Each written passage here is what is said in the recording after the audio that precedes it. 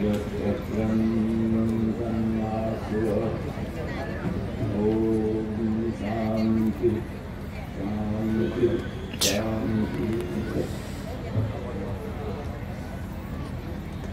श्रुति स्मृति पुराणानाम् आलयं करुणालयं नमामि भगवत्पादं शंकरं लोकशंकरं शंकरं शंकराचार्यं केशवं बादरायणं सूत्रभाष्य कृतौ वन्दे भगवन्तौ पुनः पुनः भगवन्तौ पुनः पुनः।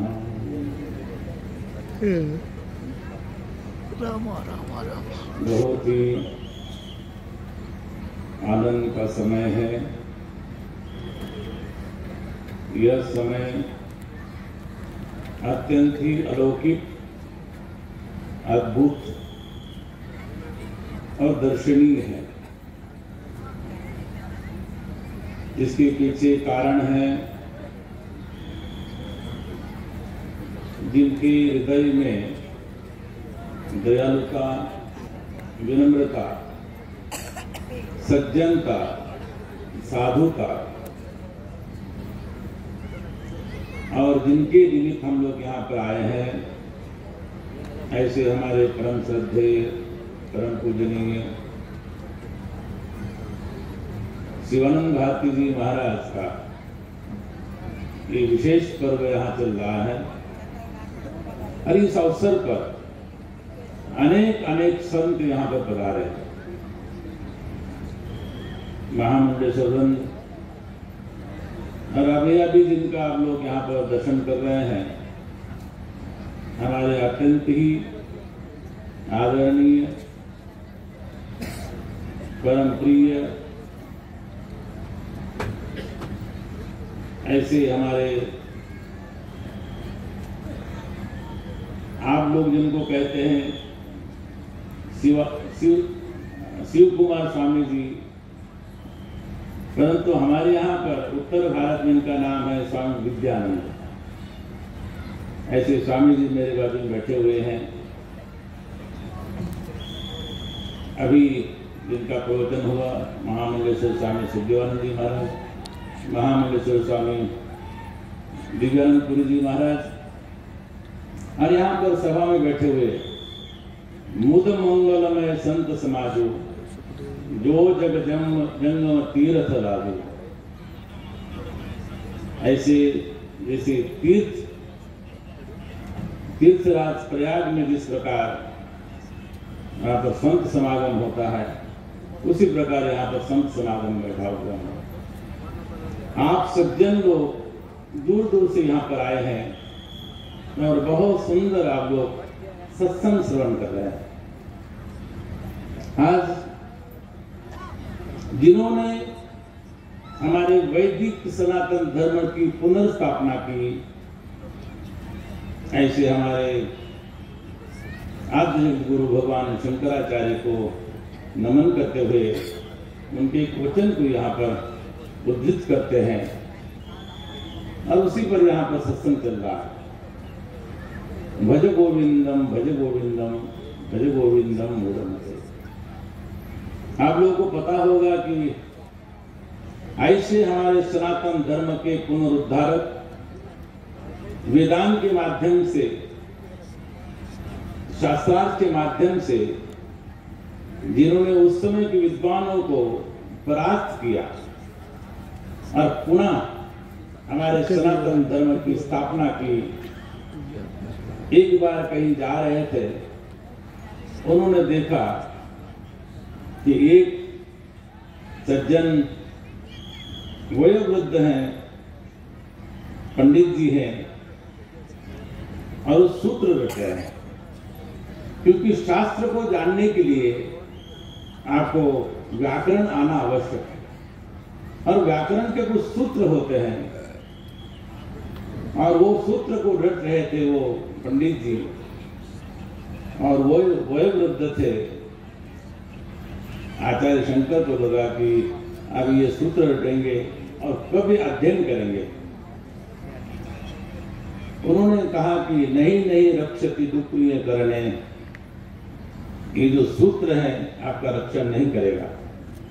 इसलिए अपने को भज गोविंदम भज गोविंदम भज गोविंदम मूढ़मते, भगवान का भजन करना चाहिए। मूढ़मति का मतलब है कि जो अल्पज्ञ, जो शास्त्र को नहीं जानते हैं, शास्त्र का अध्ययन नहीं किया है, परंतु उनके मन में भावना होती है कि परमात्मा का दर्शन हो जाए, हम साक्षात्कार करें। तो कैसे साक्षात्कार करेंगे? वो जो परमात्मा व्यापक तत्व में विराजमान है, और जो व्यापक परमात्मा कहाँ कहाँ है? हमारे शास्त्र कहते हैं, उपनिषद कहता है ईशावास्यमिदं सर्वं यत्किंच जगत्याम जगत, सर्वत्र वो परमात्मा व्यापक है। और उस परमात्मा को पाने के लिए साधन क्या है? अनेक साधन हैं, उसमें कर्म भी है, उपासना भी है, ज्ञान भी है, तीर्थाटन भी है, शरीर के द्वारा तप है, मानसिक तप है, वाचिक तप है, अनेक प्रकार के साधन हैं। परंतु सरल साधन क्या है? सरल साधन ये है कि जो उस परमात्मा को जानता है, उस तत्व को जानता है, उसके पास आप चले जाओ। और उनके पास जाने पर आपको कहते हैं कि भवति भवार्णव, वो जो भवार्णव, इस भव को पार करने वाले तैरने ही नौका। अगर आपको इस भव से पार करना है तो आपको कोई नौका की आवश्यकता है, क्योंकि सामान्य समुद्र को तैरने के लिए आपको नौका की आवश्यकता होती है। आजकल तो विमान हो गए, आजकल तो दूसरे मार्ग हो गए। पहले के समय में तो यही होता था कि किसी नदी को पार करना है, समुद्र को पार करना है, तो आपको नौका की आवश्यकता होती थी। और नौका कौन सी? कहते हैं कि क्षणम साधु, संतों का क्षणिक दर्शन भी हो जाए। क्षणिक साधु समागतः, कहते हैं कि क्षण में भी अगर संतों का दर्शन होता है, समागम होता है, तो आपके जीवन को बदलने में समय नहीं लगेगा। परंतु संत कैसा हो? ऐसा नहीं कि आप केवल श्रीमद् भागवत में भगवान कपिल देव अपने माता को बहुत सुंदर उपदेश देते हैं। तुम्हें अगर भक्ति को देख जानना है, योग को जानना है, तुमको ज्ञानार्जन करना है, तो संतों की संगति करनी पड़ेगी। और संत कैसे हो? प्रातः काल में भी हमने एक श्लोक कहा था, तितिक्षवः कारुणिकाः सुहृदः सर्वदेहिनां अजातशत्रवः शांता साधवा साधुभूषणः। तितिक्षा हो जीवन में, सर्दी हो, गर्मी हो, भूख हो, प्यास हो, उसमें वो साधु डिगे नहीं। तितिक्षवः कारुणिकाः, और उनके मन में करुणा होनी चाहिए। करुणा किसकी? ये जीवों के प्रति करुणा हो, इनका उद्धार कैसे हो। सुहृदः सर्वदेहिनां, और सबके मित्र हो। संत किसी एक का मित्र नहीं होता है, संत किसी एक का नहीं होता है, संत सबका होता है।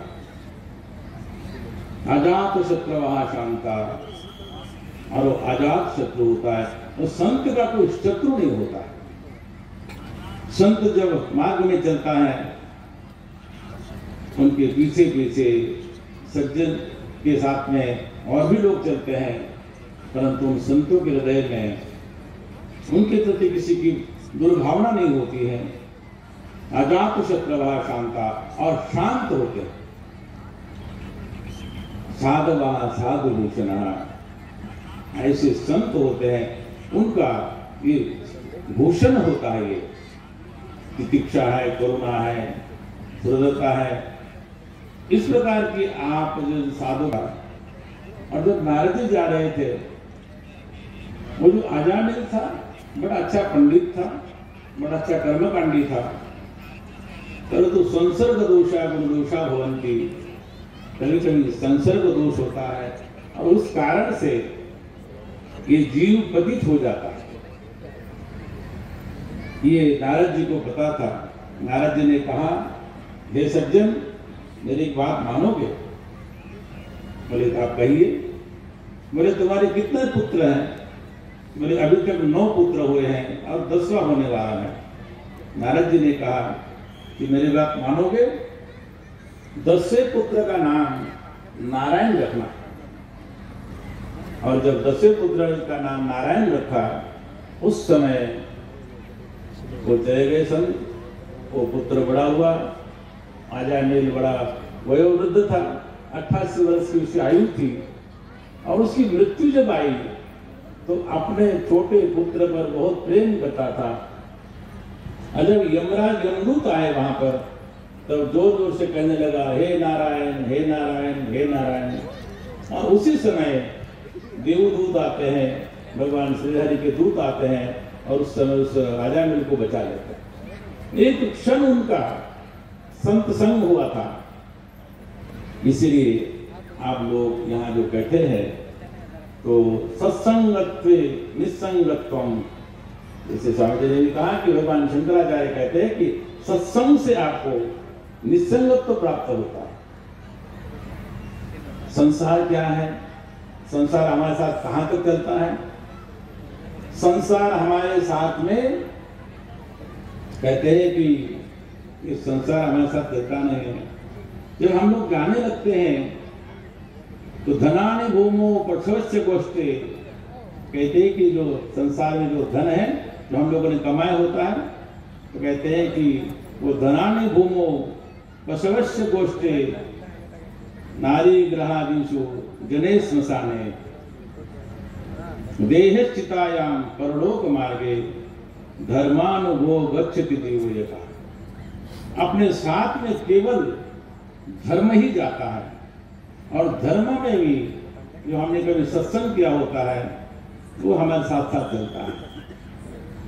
मैं हमेशा कहता हूं कि जो भवानव करणी नौका, ये जो नौका है, जब आप सत्संग में आते हैं, और अपने यहाँ पर कहा जाता है कि पहले श्रवण, वेदांत का ये निश्चित सिद्धांत है, पहले श्रवण करना चाहिए, श्रवण, मनन और फिर निधिध्यासन।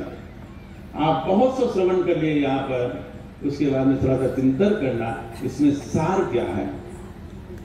और जो सार आप देखेंगे, एकम सद्विप्रा बहुधा वदन्ति, एक ही परमात्मा सर्वत्र व्यापक है, जो आपको ध्यान हमारे आपके अंदर है।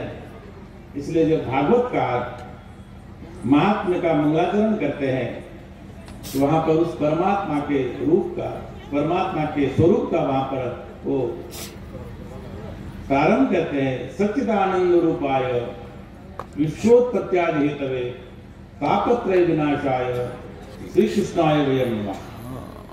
जो सच्चिदानंद स्वरूप है वो व्यापक है, सर्वत्र है, वो अपने आपके अंदर है, हमारे भीतर है, सबके सर्वत्र व्यापक है। जैसे भी आकाश व्यापक है, उसी प्रकार परमात्मा भी व्यापक है। उसको पाना कैसे? जब आप संतों के पास जाएंगे, संतों के पास जाकर के सत्संग करेंगे, तो आपको उस परमात्मा का कभी कभी कोई ना कोई आपको अनुभव होगा, और वो अनुभव आपको उस नौका में बिठाएगा।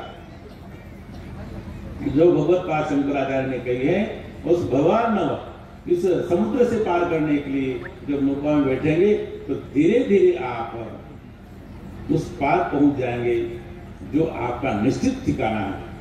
ये तो हमारा कुछ दिनों का घर है, हम आए हैं। पुनरपि जननम पुनरपि मरणम पुनरपि जननम जठरे शयनम, ये तो चलने वाला है, चलता रहेगा।